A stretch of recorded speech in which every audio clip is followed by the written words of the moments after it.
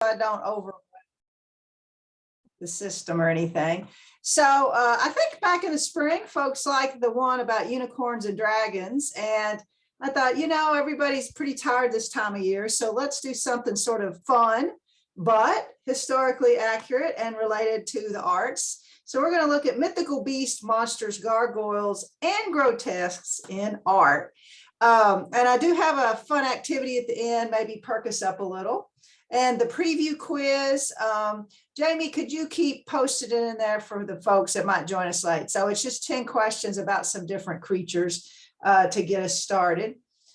This is just a description that they probably sent out to you. And let me just remind you, oh gosh, my picture got over my words, but this is yours to use. I'll put the PowerPoint in the Google folder for today after the presentation, but please don't post it on the internet because I have lots of images here and I try to attribute them, and a lot of them are out of copyright, but not all of them are. So please don't post it, but use it however you wish. So there's the preview quiz about strange and mythical beasts. So hopefully you had some fun with that. Did anybody make a perfect score? Yeah, that first one was hard. Not a monster we've heard of very often. So, well, my words have disappeared here. Oh, well, I'll fix it. Anyway, so my question to start with is, what's your favorite mythical creature, monster, or beast? So think about it. Here's 3 of mine. When I was in high school, I read these dragon books. I was a big fan of fantasy, the Lord of the Rings, so I really like the dragons. Of course, Harry Potter's past my childhood, but I am in the last part of the audiobook of the last one, and I keep like stopping because I'm gonna, like, there aren't any more, so I don't want to use it up. So I'm not to the end. And then I really like a good monster movie. And aliens, I like good aliens. I remember, oh gosh, I think I was in 6th grade when the first Star Wars came out, and I love that bar with all those weird monsters in it. And of course, today with all these special effects. So type in the box, folks, who's your favorite, or what movie? It could be video game, it could be fiction, it could be TV, but what's your favorite mythical beast or monster or creature? So just type your favorite in the box there so we can see what kind of monsters you like.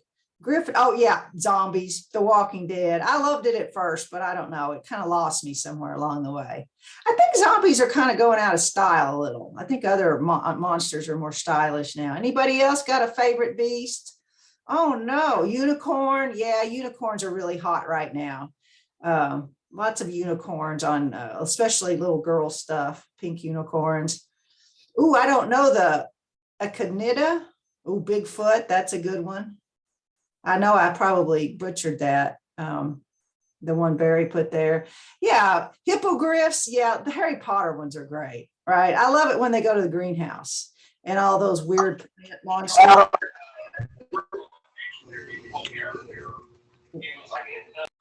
So, you know, and they're everywhere. And I don't even play video games, but I bet there's some pretty awesome monster in the modern video games as well. Oh, there's the slide that I messed up. So, oh, you know what? I've turned something on there, so I'll just have to click. So now, which ones scare you the most? And I'll just tell you, I hate spiders. Now, spiders are real creatures. In fact, I had a hard time pasting these on my PowerPoint. I really hate spiders. And so any big spider in a movie, I just can't look at that scene. And it's the giant ones in movies that Mothman, vampires. Now, there's a lot of scary movies, horror movies. I like horror movies with monsters, but I don't like horror movies that are like psychological, creepy, serial killer kind of things. I'm not going there with those kind of scary. So, and I'm sure if you ask your students, yeah, here's somebody didn't like Alien. I kind of liked Alien. I like that big slimy monster. So I'm sure if you ask your students, they're going to have favorites, right? They're going to have the ones they like, the ones they don't like. So I tried to highlight some of the most popular monsters right now in this. So what is a monster? Well, the word actually comes from Latin. And it comes from two words, to show and to warn, because monsters it's like dragons. Monsters were to warn people about dangers. In other words, monsters were bad things, a lot of these in the past. They weren't cuddly, sweet things like we've made a lot of them into today. People can turn into monsters. So sometimes there's people who are monsters. Sometimes people who were different in the past were considered monsters. So for instance, people who had dwarfism, people who had different, different kind of physical, unique physical traits would be considered monsters. But then people who had mental problems were considered monsters as well. Of course, there's fictional creatures, but then real creatures could be monsters. And then now we have aliens. Of course, there's aliens from outer space that they didn't do so much with in the Middle Ages and the Renaissance. They're popular today, but aliens could also be strange people from foreign lands. So like John Mandeville did those travels, and his book was really popular in the early modern era. And he described, people with their face in the middle of their abdomen and things like that, right? So there's aliens that from distant places and aliens from other planets, but there's also demons. Now, these pictures are actually, I took all these pictures, and they're in the images from art in the Uffizi Gallery in Florence, Italy, when I was there a few years ago on a study abroad. And you know how you can go to one of those giant art museums and you get a little overwhelmed, and like, especially medieval and Renaissance, like if all the Virgin Marys start running together, it's because a lot of times it's the same topic in the painting. So what I start to do when I get tired is I look for monsters and take pictures. So I take close-ups of the monsters. So this is a bunch of saints, but look, and I do not know why she has this little pet monster down here. I guess it's showing that she has tamed demons. This is one that was like, you don't even notice this one till you get really close, this top monster. This is a little dragon that's actually coming out of a goblet, like a chalice that a churchman is holding. And then this is just a little monster down in a corner. So when you go to museums, start looking for monsters. There's some fun ones in there. Now, back in March, if you didn't get to come to that presentation, there's a link on the agenda to that Google file, and you can review that. But I talked about dragons and unicorns, and about how dragons were evil in the Middle Ages, representative of evil, and how unicorns were often associated with the story of Christ. So, we make them kind of sweet, cuddly things today more often than they would have in the Middle Ages. So you can go back and look at that. And I really have the same essential questions. How do monsters and mythical creatures reflect a culture and historical era? But we're going to look at some different ones today. With monsters, there's two sides. When we talk about the symbolism of monsters, on one hand, they destroy society. They represent what we fear. So for instance, somebody pop in the box there or turn on your mic. What makes a zombie? How are zombies created? And it's usually the same, even in different zombie stories. What happens to you to become a zombie? Some zombie expert. I know we have some. You have to die. Say it again. You have to die. Yeah, and what do they usually die from? Another zombie bite. Yep. And what makes the first? Yes, a virus. Rachel said, usually it's a virus. Now think about that, and of course, The Walking Dead became really popular before COVID, but think about it. Our worst fear came true. Like now, it didn't make us zombies, but kind of did, it shut down society. So a lot of times these monsters we create are reflective of sort of deep down fears that this virus is going to spread around the world and kill us all. But then on the other hand, monsters can be some of the most important literary and artistic works. Beowulf, he fought a monster. And monsters can be the good guys. And we see more monsters as good guys today. Monsters as unique or exotic. Now, the Demogorgon in Stranger Things, he's not a good guy, but that's a really popular film. And I haven't watched the new season, so don't anybody give it away.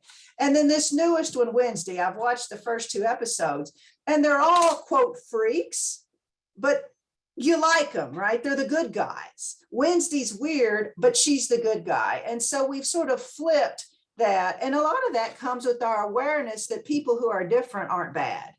And in the Middle Ages and Renaissance, yeah, if you were different, you really had a hard time fitting in. So luckily, our culture has changed some, and we don't consider people who are unique or exotic necessarily bad. So we're going to look at sea monsters first. And there's an excellent book, I have it in the reference, about sea monsters. I love a good sea monster.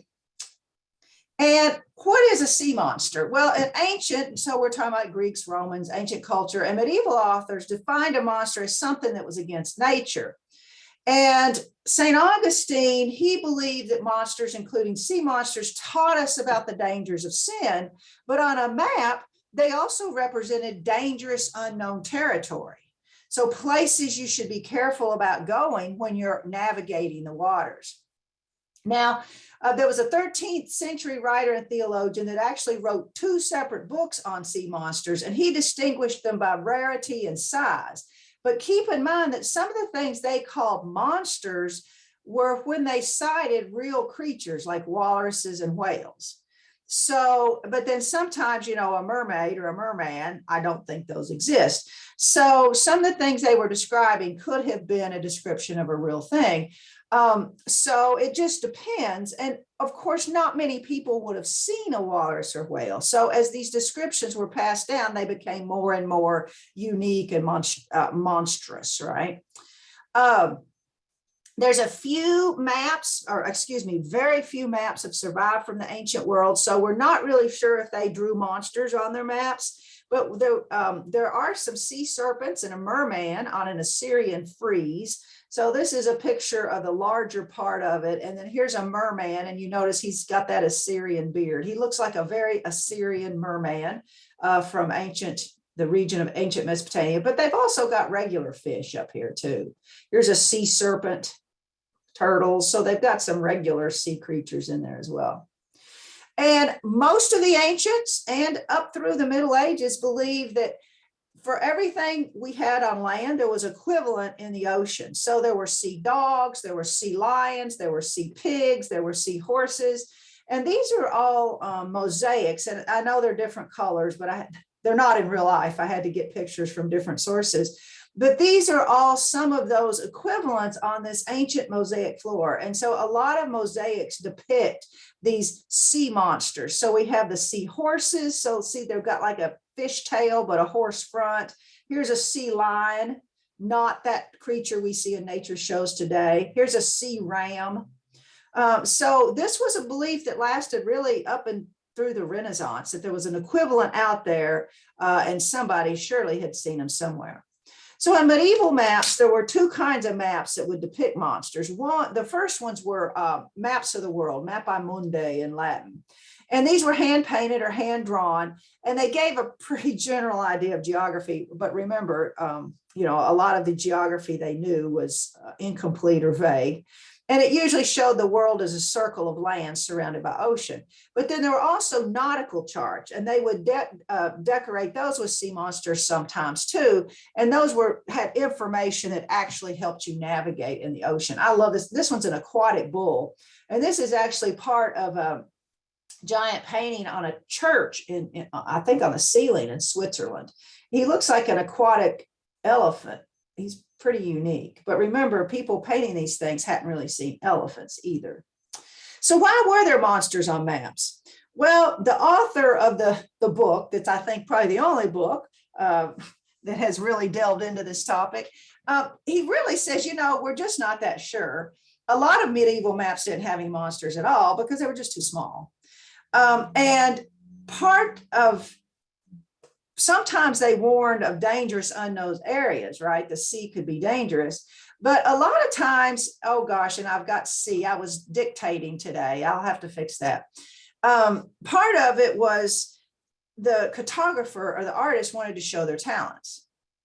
Now, the ones in the Middle Ages that were hand done were commissioned. So if the person paying for the map said, I want lots of sea monsters, then you drew lots of sea monsters. But later, when they're printing the maps, If you could add sea monsters, that might get you more customers, right? But either way, the artist or the cartographer is showing off their skills. Here's a famous sea monster that appears in the Bible, in Revelation, the Leviathan, and he's depicted different ways. But this is a sea monster from the Bible. Here's a Mappamundi, and this one has, and they're really hard to see. They're in this border here. But I like these marine chickens. I'm not really sure how they decided that was a chicken. And then here's a guy that has been swallowed by a whale, may have been Jonah. And it's a very strange looking whale. It looks more like maybe like a dog with those, I guess those are like gills or fins, but some pretty exotic creatures there. This is a Mappamundi too, and this is a little bit later. Hieronymus Bosch has lots of strange creatures in his paintings. And it's a triptych. This is the outside, but a Mappamundi, again, was usually the world was a circle with space and oceans around it. And this is the inside. And if you've never explored this, they're people, but there's lots of strange little monsters too, especially here. So this is the first part of the triptych. This is paradise. And then of course, Adam and Eve's sin, and really weird little creatures here, which are suggesting that the sin is about to occur. This is the Garden of Earthly Delights. In other words, this is people sinning on earth in a lot of symbolic ways, very few of which we would figure out without the key.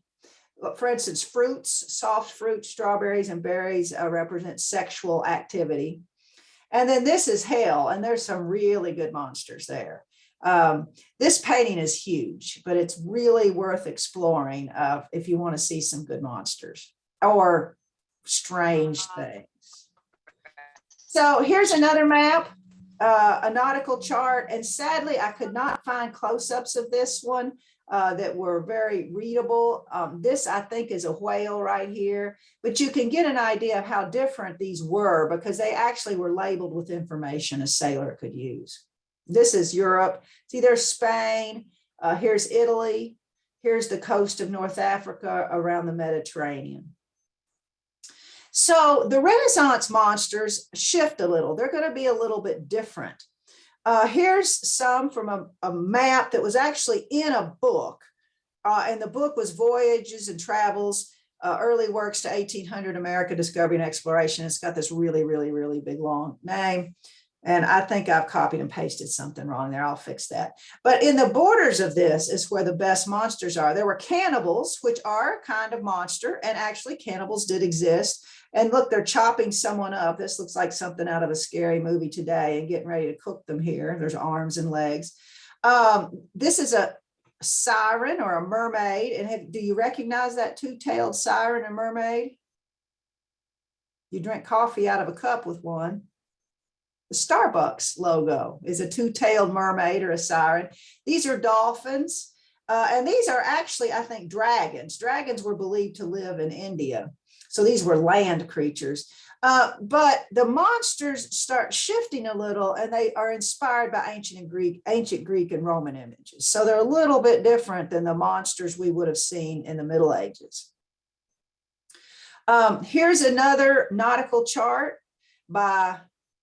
published in Venice, but it's of the Scandinavian countries. And this one has really, really good monsters. In fact, you'll see these monsters reproduce lots of places. So here's a close-up of looks like a bony fish eating something. Oh, they're nibbling on a person. And then this is actually, I just pasted the text of some of the monsters, and I have the reference to this, but it tells what the different creatures are. So this is a polypus, or a creature with many feet with a pipe on his back. And look how big he is. He's got a human in his claws. This is a whale, a very great fish. And, orca is actually something a kind of whale today. But look at this thing. Have you seen one that looks like that spouts the water out of two little horns? Of course, whales do spout out the water, but they certainly don't look like that. This is a sea pig. A sea monster similar to a pig. So of course the equivalent of a pig on land. And here's a sea unicorn. Now there is a beast in the sea, and the name just left me, that does have one horn. And in fact, sometimes when you see unicorn horns that are supposed to be unicorns, are actually from that beast, sea beast.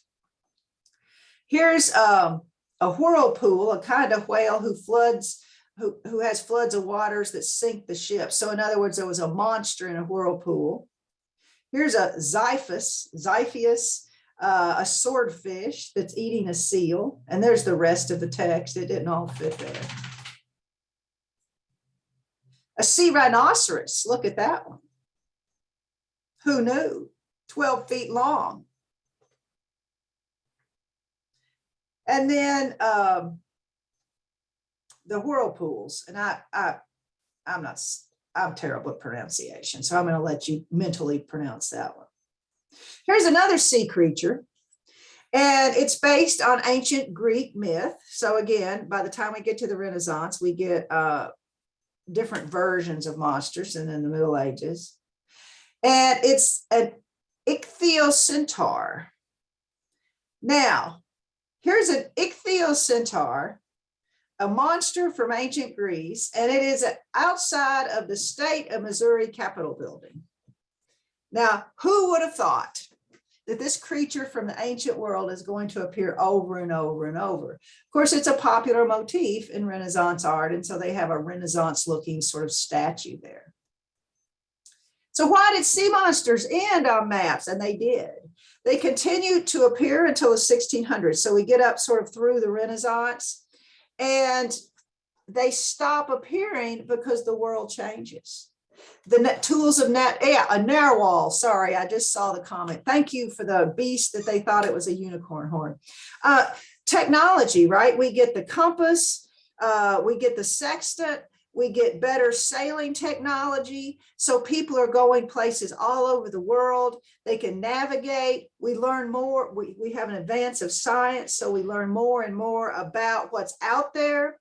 And with printing, and naturalists that are traveling the world, we get more realistic images of creatures.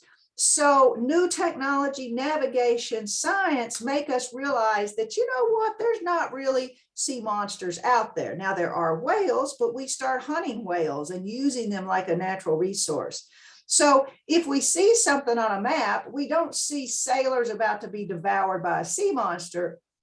We might see ships, or we might see depictions of the whaling industry. But by the 1700s, you don't see monsters or ships. It's all about the map, all about the technology and science that has conquered the sea. So for instance, here's a couple of maps. This one's from 1753 of the New World. Both of them are in the New World. Here's one from 1755. And you notice there's no ships or monsters. It's all scientific information or, facts and figures on these maps. Now, there is a picture here, but it's sort of a representative. It's a picture around the legend or the title of the map, and it's not monsters or ships. It's more decorative than anything else. So let's move on to another monster, a gargoyle. Those are super popular now. Evidently, there was a gargoyle movie. I missed that one. That's what this picture's from. These are the three gargoyles in Disney's version of Hunchback of Notre Dame. I don't think I've seen that Disney movie. And this is when I just put gargoyle into Google, and they put shopping up across the top. Look at all the different versions of gargoyle statues that you can purchase for your own home. So gargoyles, popular monsters in culture today. But what is a gargoyle? Well, originally it comes from a French word meaning throat or gullet, and it was a carved monster or a grotesque. Now, I'll talk about grotesques in a minute, and that's more of a word that was associated with the Renaissance, but it was a monster that served as a water spout, right? So they were the end of a gutter, right? And they were used in Gothic architecture. And the earliest known ones were on the Laon Cathedral. And so these are both from that cathedral. And this one's fairly unusual. Look, it's a winged hippo. Pretty cool, right? But most of them are some type of monster. So technically, a gargoyle is a water spout. But you'll notice none of these gargoyles are water spouts. So if somebody in the Middle Ages saw this, they might say, oh, that's this beast or that beast or another beast. But if it's not a water spout, I'm not sure it's a gargoyle. And in fact, the most famous gargoyle on Notre Dame was the one you see an outline of a lot, was actually added in that 1800s when the cathedral was saved. This is a particularly interesting one. It's Salisbury Cathedral in England. But what did they symbolize? And even experts aren't especially sure. You know, they were decorative. They could be scaring away evil spirits. They could be reminders of the torments of hell. I've heard that explanation more than any. Or they could just be that, you know, God loves all creatures. That sounds like a pretty nice message for the Middle Ages to me. I think this one in particular is a reminder of the evils of hell. But you know, they could be symbolic of different things. And again, a hippo, I'm not sure he was really reminding you of the evil of hell. I think somebody might have just been, a stone carver might have just been showing off their talent there. And finally, let's look at grotesques. And these are usually associated with the Renaissance. So these are a couple of images from the Renaissance era. And what they are is they're hybrids. They can be hybrid people and things, hybrid people, animals, hybrid animal thing. And they're a decorative element in Renaissance art. And again, it's a lot of fun to go through a Renaissance palace and take pictures of these. What is it? Well, since the 1700s, we've used the word to describe things that are strange, mysterious, magnificent, fantastic, hideous, ugly, incongruous, unpleasant, or disgusting, right? So it's something, right? And people say, oh, that's gross. So students will use that. But the English word was borrowed from the French, and it literally came from an Italian word for a grotto or cave. And in the Renaissance, they rediscovered this form of Roman art. So this is a fresco from the Renaissance, but a lot of these weren't so different from examples that they found in surviving ancient Roman art. So in art, there's strange hybrid beasts, right, that can be fused or have musical instruments, and they're usually decorative. And many believe that they really became popular when in the 15th century, right, we're right at the height of the Renaissance, the story is this young guy like accidentally found some of the basement rooms of the golden house of the Emperor Nero. And this was right in what we would consider, you know, downtown ancient Rome. In fact, the story is that Nero set the fire to burn all Rome down so he could build this palace. Maybe true, maybe not. And this is what they think the palace would have looked like. But it has still, some of these rooms had been preserved, and they found them. And so you can sort of see in the fresco these grotesques, these monsters, this type of decorative art. And supposedly, you know, different Renaissance artists went down there to see them. Oh my gosh, I got to start putting these in my art. So they're all the rage in the Renaissance, these strange, weird images.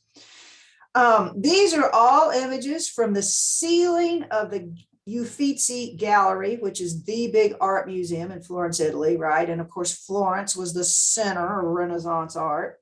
And you can see here's sort of seahorses, there's strange people, and you can, sadly, some of them, I found lots of big pictures of the whole ceiling, but not a lot of small ones, detail ones. But you'll see these type of imagery, and they're very Renaissance. The Counter-Reformation, and that was the effort by the Catholics in the mid-1500s up to about the mid-1600s to counteract the Protestant Reformation. In other words, they said, oh my God, we got to clean up the Catholic Church so we don't lose all of our membership to the Protestants. And so they condemned this monstrous ornaments. They said, these are not appropriate.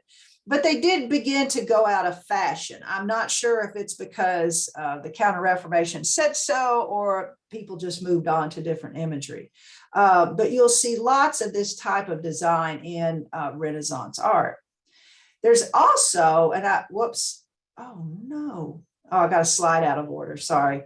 There's also, and I'm dying to go here. I love gardening, and I watched a garden show. It was a series. The English are into gardening. It was a series about famous historical gardens, and one episode was all about this garden.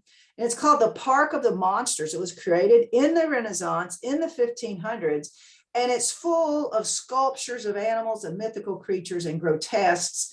And grottos, right? That's where you find a grotesque, the original ones. And so this is just a few images of this Renaissance garden that you can visit with all of these monsters. So this is definitely on my want to go there list. And so, and you know, we still see, think about it, when you go see concrete statuary to buy for your yard, often there are, you know, monsters, right? Different versions of monsters. So let me go back. And then I mentioned previously, and the quiz alluded to this as well, the books of medieval creatures. And so the Bestiary was a guidebook of animals, real and mythical. And every beast had a story, right? So they would tell about the beast, but then they would also make allusions to what that beast symbolized or the message that you could use about that beast in teaching in Christianity. So for instance, the phoenix, you know, arises from death, like Jesus arises from death. So there's a story for every animal. And there's several medieval versions of these. Some are all words, some have words and pictures. But this online one is just the best thing ever. So before we move on to the activity, I really want you to open this up. So I'm going to put it in the chat, the link to the Bestiary. It's hard to say. So click on that link and you'll find it's like an index, and you can look at the index and pick a beast. And in fact, that's where I got the idea of a lot of for the quizzes. And for many of them, there's lots of examples of pictures from different works of art, and then they cite which work of art it is for, but they don't all have pictures. So like the Barbalus is a fish with a beard. Ooh, that one has a picture. I'm just clicking here too. So everybody take a look, and if you see a particularly good one, share it with us. Just think, you could read the religious messages of these, and then you could adapt them to your students. I have to say, my favorite is the one that I had on the first slide. And I also have a question on the quiz, the hoop snake. And a hoop snake, it's got ancient Greek and medieval counterparts, but a hoop snake is also an American mythical beast. And I was listening to a book set in the South in old Depression, 40s, 50s. And they were talking about going out at night to look for a hoop snake. And I thought, what? And they, of course, described what it was. So it was this story that they told kids that if you go out at night, you might find a hoop snake rolling down the road. It's a snake that grabs its tail and rolls around. And that really, I thought, oh, how cool is that? So anybody find a favorite beast there? Or a message you could adapt for your classroom? How about a agreeable bird that sings in April or May? Oh, that's a blackbird. Well, I sing in April and May too, when school's out. I saw a Yale. A Yale is at the very bottom of the list. Oh yeah, it's a beast that has flexible horns. Yeah, You move. I thought that was really funny. Yeah, right. So that's kind of cool. I So- like the Cynomologus. It's a bird, an Arabian bird that makes its nest from fruits of the cinnamon tree. Oh, I actually have that one here. Okay, I'm gonna make everybody dizzy. Here's one right there. That's a picture of a Cynomologus, or however you say it. This is another version of a hoop snake, the Amphispina. Yeah, I'm really bad at Latin.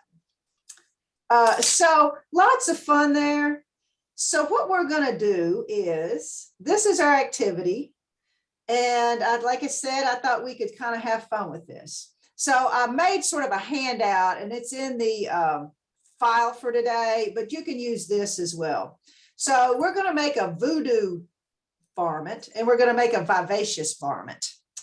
We're going to make one that's your worst fear beast and your happy beast, because as we know, beasts can represent both. They can represent sort of positives and they can represent negatives. So to do this, and there's no one way to do this, I actually thought there might be a beast maker app somewhere online, but mostly what I found was just stuff with advertisements that they're trying to lure kids into and probably download viruses. So first of all, what's your least favorite color and your favorite color? And it could be more than one. And I know a lot of you have artistic skills. I'll show you mine in a minute, but don't laugh. I got kind of obsessed and I wanted to try to draw one, but I was so running out of time. And then think of your least favorite animals, insects, fish, and it can be more than one because, you know, a good beast has elements of different ones. And then what's your least favorite thing or your worst fear? It could be either.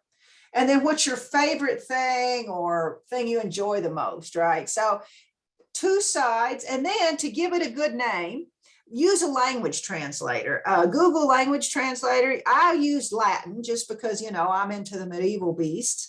But you could use any language and come up with some pretty freaky beast names. So you could enter, for instance, now don't laugh. I know you're going to. Here's my voodoo varmint. It's the gray spider that eats my brain, because I'm really afraid of Alzheimer's, right? I don't want my brain to be eaten by a big monster. Or it's the giant gray spider that ties me to a chair so I have to sit still all the time and sit in front of a computer all the time. Those are my two voodoo varmints. So I used Canva and I made this picture of and I hate gray. Like I said, I hate the color gray. It just reminds me of a dull, cloudy day. So there I am, my voodoo varmint, a Grisio cerebrum arania. I don't know. There you go. Or there's my vivacious varmint. I like the color orange. I like the creative arts, and not just, I mean, I'm not a trained artist in drawing or anything, but I love creative arts and writing. I love to write. And then I really like birds. So there I am, the there we are. Flavo Crier Avis. I'm going to have to come up with my own pronunciation. So give it a shot for a few minutes, and you can use a computer program, you can draw it, and then maybe share your creative beast, and feel free to copy examples of other beasts, because let's face it, all of these mythical beasts are building on examples from the past, right? All of them. They all are pulling from long held traditions from the ancient world, from the medieval world, from the Renaissance world. So don't be afraid to copy elements of some of the beasts that appear in the bestiary or some of the grotesques. Feel free to Google things and get ideas. And let's see what you get. You can turn on your camera and show us your beast, or Google a beast that you can use to describe you.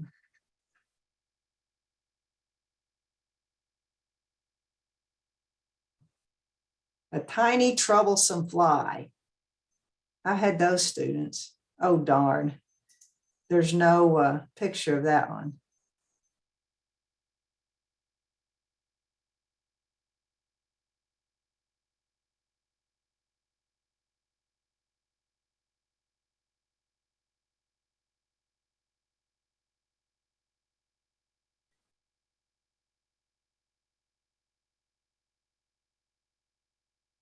Anybody inspired?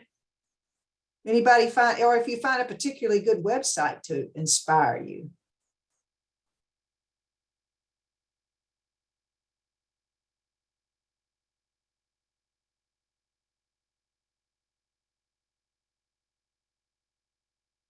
I feel weird sitting here and being quiet on Zoom.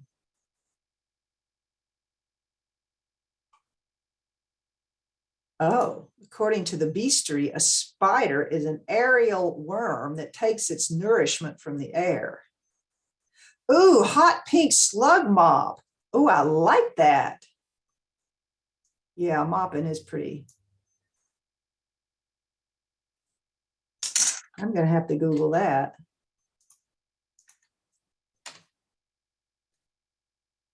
Oh, I found a hot pink mop.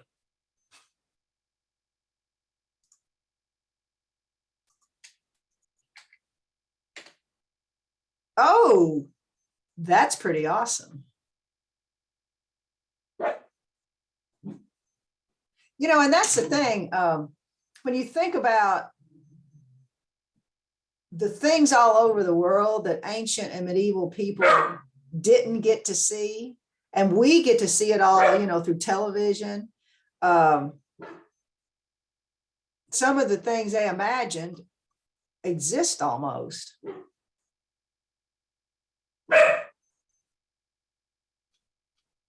That's my little brown beast. Little brown canine barking there. Ruby.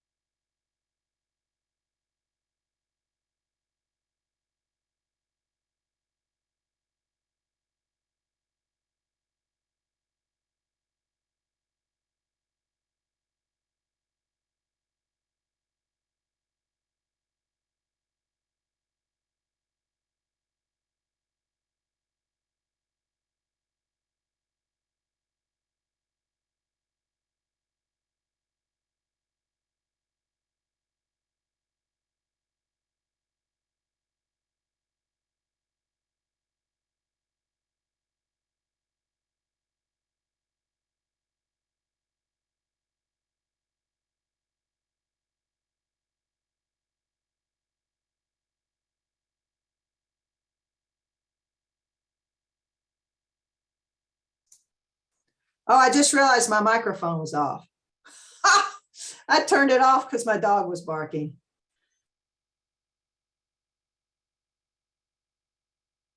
I was reading your comments. Some excellent beasts there. The orange mouse that makes your house dirty. I love that one. Orange moose sordido domo. Ooh, livre feline, the book cat. I like that one. The pink toilet spider. The peacock. The peacock is in the bestiary. The flesh of the peacock is so hard it does not rot, and it can hardly be digested by the liver or burned. And he has a terrible voice. And if you've lived near anybody that has peacocks, you know they are very noisy. Yeah, your audio was working. I just turned my microphone off when the dog was barking. I'm sorry. I also drew my book cat. Oh, nice. So it has like purple stripes, and those are words. Supposed to be words. Oh, excellent. I'm very proud of myself. I like that. Green spider scorpion hates running. Yeah. I like that one too. I could get into that beast. I like green, but anybody else want to share their beast before we go? Well, I'm trying to find my video. I guess it's on me. Okay, my son helps me. I don't know if you can see it very good. Put it up a little closer. Oh, yeah.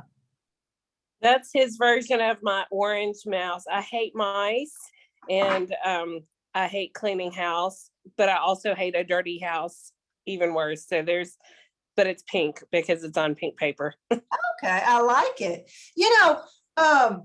It's funny too how, like, you're afraid of mice, I'm afraid of spiders. Why are you afraid of mice? So I'm not really afraid of them. I just hate them because I think I had too many lessons, about the bubonic plague and how much they spread disease. And so when I see them, I think, ooh, they're spreading disease in my house. And so I hate them, and I just want to kill them. Well, that's a good point. I hate spiders. I learned it from my mother. She was frightened of spiders. And so, you learn your fears from your family, from your culture. And that's interesting. The weird thing is my dad hates snakes, and I don't mind snakes. I got a picture of myself holding snakes, I don't like them to sneak up. I don't like to be surprised by one, but, because I didn't hang out with dad and he didn't see snakes that often. But so it's interesting how we learn our fears from our culture and our family. Well, I'm going to wind up, folks. It's close enough to time, and it looks like you're having fun. Last chance to share your beasts, your worst fear beast or your happy beast. Oh, here's a good one. Tell us about it, Robin. Can you all see it? A little closer. That is a mouse, which used to be my worst fear growing up. And it has dirty dishes in its mouth, but it's being eaten by a giant boa, because if I'm really afraid of something, it's a snake. Oh, I like it. Nice. And I don't have a favorite, a color I hate, so I picked colors that didn't go well together. Okay. I Trying like to give it a grotesque, I guess, feel to it. Yeah, it clashes. Anyone else? Bro.